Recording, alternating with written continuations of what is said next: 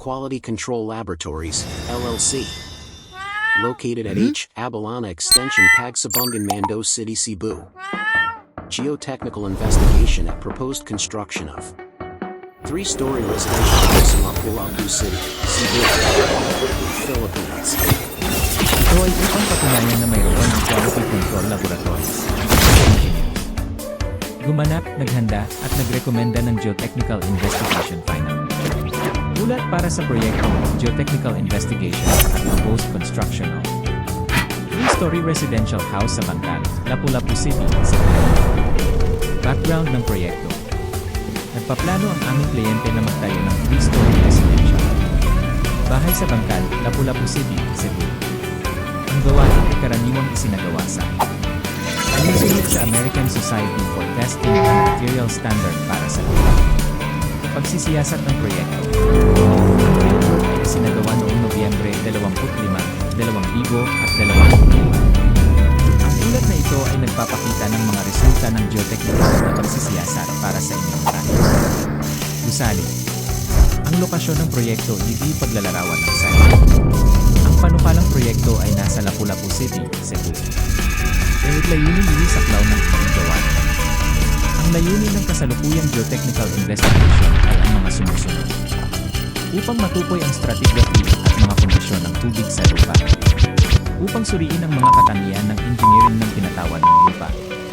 Mga profile. Upang magbigay ng rekomendasyon ng mga parameter ng disenyo ng lupa. Upang magbigay ng rekomendasyon ng mga naangkop na uri ng pundasyon at pinapayagan. Mga halaga ng kapasidad ng tubig. Sa makatuwid, ang saklaw ng aming trabaho ay kinabibilangan ng pagsasagawa ng isang programa sa pagdalilan.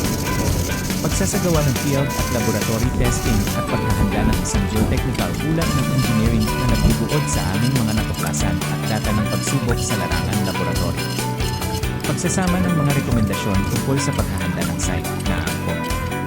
Mga uri ng pundasyon at mga halaga ng kapasidad ng tindig. Geolohiya ng rehiyon.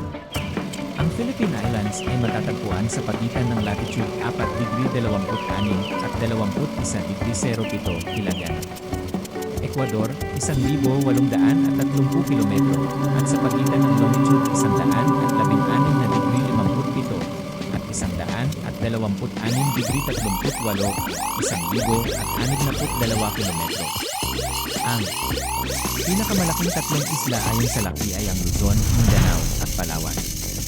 Ang heolohiya ng Pilipinas ay binubuo ng mga prosesong geologic na resulta ng komplikadong heolohiya. Ang Pilipinas ay maaaring tingnan bilang isang college ng metamorphic terrains, magmatic arcs, geologic complexes, sedimentary basins, at isang continental block ng Eurasian affinity na sumailalim sa tekton. Mga proseso.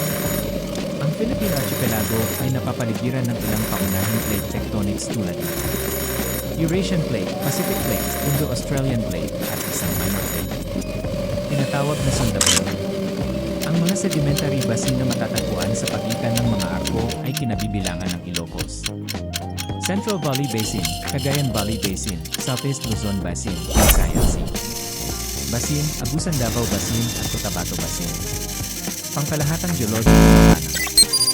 Ang Philippine Archipelago ay ipinapakita. LA Boring.